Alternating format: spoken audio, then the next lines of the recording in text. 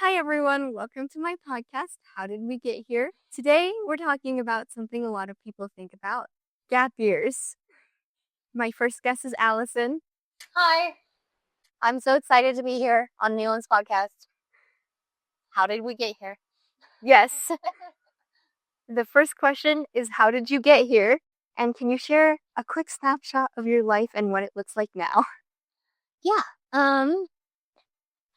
My life right now looks like me going to college for marketing and MIS. I am a junior. I graduate next fall of 2026.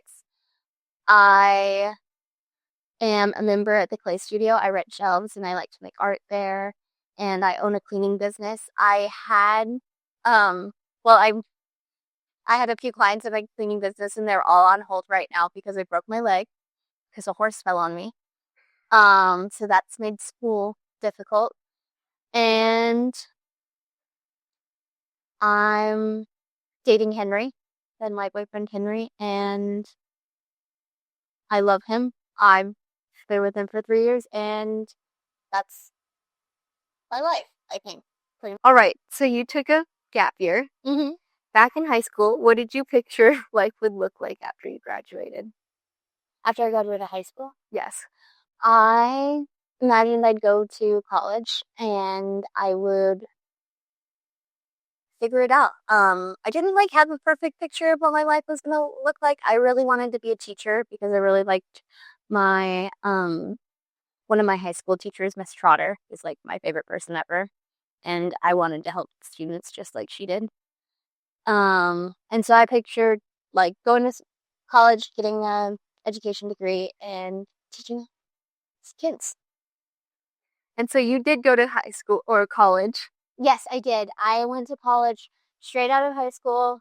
Um, I graduated high school in 2018, and then I that fall I went to college for education, and I lived in the dorms in Craig. And I ended up dropping out during COVID, unfortunately.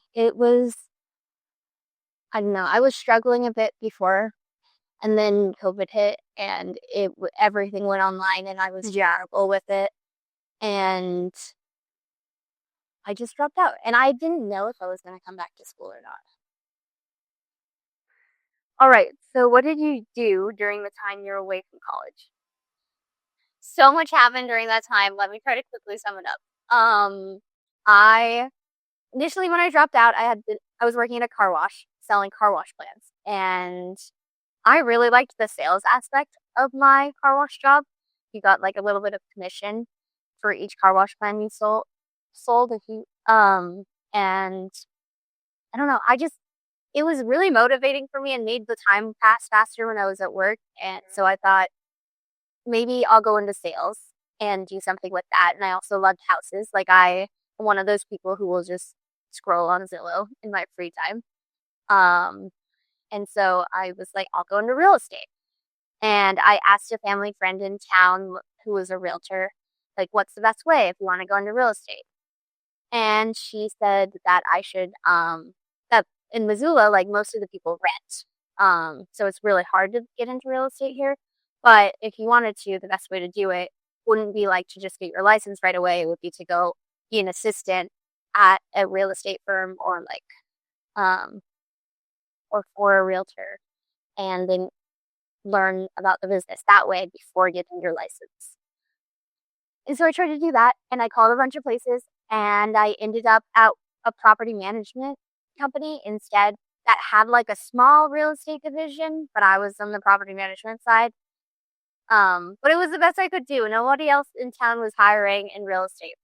And I uh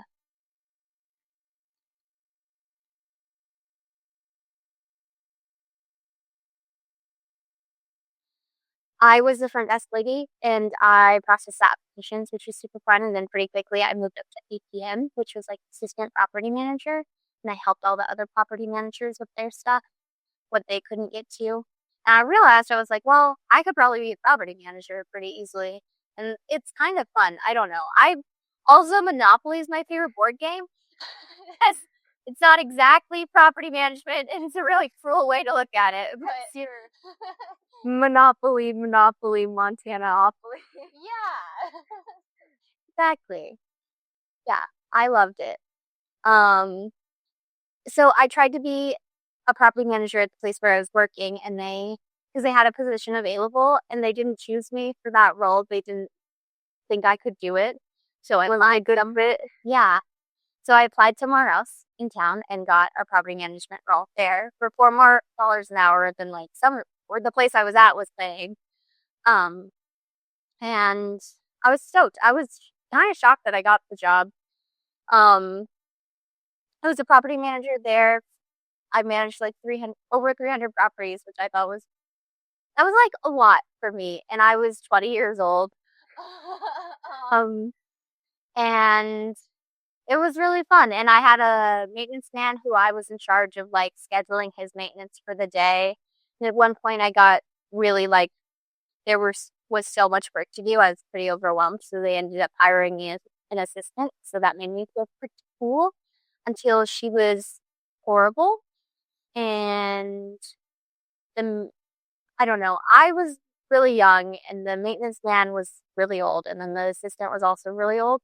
And so they kept like saying everything was generational differences when there were any issues. But it was like, no, these are different issues. Like, I think you guys need to do something about this. But I ended up just taking a step back from that job too, just like I took a step back from college. Um, I, but I, yeah, at one point I just hit my limit with it and I was like, I'm too young for this. I don't want to do this right now. This is too stressful. And I just got a job as a nanny in the meantime to figure out what I was going to do or what my path was next. And I nannied these 2-year-old twins. And then I started cleaning for the cleaning company that like cleaned their house.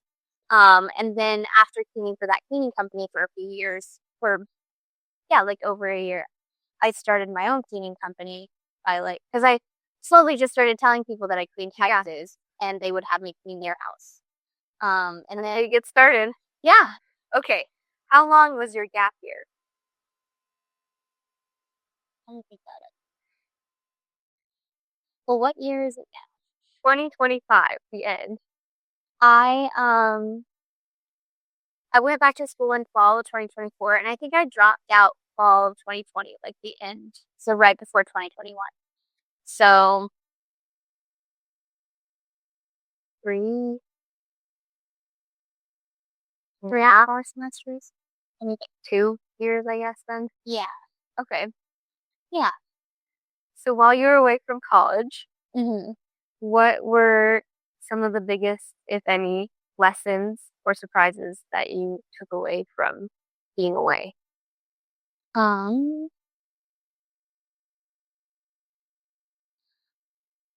I think one of the biggest lessons I probably learned while I was away from college is that everyone's just trying to figure it out the best they can, and nobody really knows what they're doing, you know? Um, and learning that just makes everything feel like way more opened up. Like I could do anything because nobody knows what they're doing, you know? Yeah, exactly. Yeah. I don't even know what I'm doing. Okay, did your gap year change your view on education or career goals? Yeah, I think it definitely did. I think it kind of reframed the way I saw college. Before I thought of college as like a little bit more useless and not necessary to succeed. I thought you could probably go get a pretty solid job without a college degree. Um, and I think I noticed like once when I was actually in that, like you top yourself out. You know what I mean? Like if you want a job, like if you want a desk job without a college degree, you're really not in a good spot at all. And I really wanted a desk job. I have a question that's not in the thing. Okay, go. I don't think. That's why I was scrolling on computer because I was making sure. What made you decide to come back to college? When I was cleaning houses, Well, when I was cleaning houses, I would listen to podcasts, and a lot of the podcasts I just started naturally getting interested in were business podcasts, and I just wished I could talk more about that stuff and like learn more about it. And at the same time, my boyfriend Henry actually was saying that. Well, Henry told me that I should go back to school for marketing. He thought it would be like a perfect fit for me, and that it would make me really happy. He like wasn't trying to push me. Like Henry made me feel like, no, I think you'd like really enjoy going back to college, and you're really smart, and you should do this. And like, I think you'd be perfect at this. And but it wasn't ever like that my worth would change. Yeah, and I don't know. After I called the school a few times, and I didn't like I called for info. They called me back, and I never called them. And then, but after doing that a few times, like I eventually got the info and went in and tried to register and sign back up, and it was a big feeling, and it felt really, really good. And I was so excited to go back. And I like when I dropped out with education, I didn't like think I wanted to be a teacher, and so it felt good going back, being sure of what I wanted. Yeah. When going back to college, how did you feel? I I felt really good. I felt a little nervous because I knew I was going to be older than most of the people there, and like when I had gone to school before, I don't know, like I didn't want to be the older person in the classroom, but I felt really prepared to like go back this time and graduate with my degree. Like I felt confident in myself. I felt really scared too. I remember just feeling terrified that I wasn't good enough, or like I couldn't do it, and then I'd get there and I realized that I couldn't do it. You know? Yeah. Yeah. But I felt prepared. Okay, to wrap it up, what do you think people misunderstand about taking a gap year? I think people focus on the amount of time that you get your education done in too much. And the value and what you get out of that education is like undervalued. You know what I mean? Like yeah, it doesn't matter if you get your degree in 4 years or 5 years, or if it takes you like 10 or 14 years to get like, it's how much it's actually committing yourself to that, and like trying to get as much as you can out of it. Because some people get out of school in 4 years and they bore less and they don't learn much, or they just like, see, get degrees, and that's fine. But I've always tried to be like really passionate about whatever I'm learning about. And so it feels really good to be really engaged. And it doesn't matter how long it takes you, it's just life. You're just learning. I like that. Okay, last question. Yeah. What advice would you give someone considering taking a gap year but they're nervous about it? I'd say don't stress out too much about your timeline. Like you're on your own timeline, so don't worry about it. You'll get your degree if it's meant for you, right? If you really want to do that and you put work in.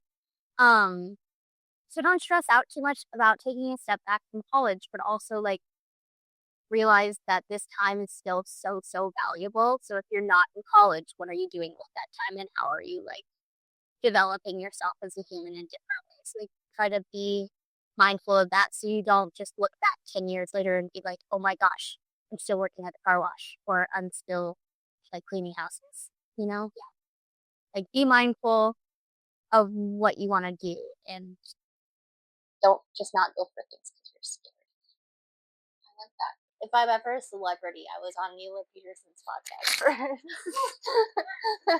All right, that concludes our chat about gap years and Allison's career path. Thank you for watching, and next week we'll be talking to Brooke. Woo! Bye, guys. Bye. We don't know what we're doing. I'll put that in there. I'm trying to be so natural, and I'm also really nervous.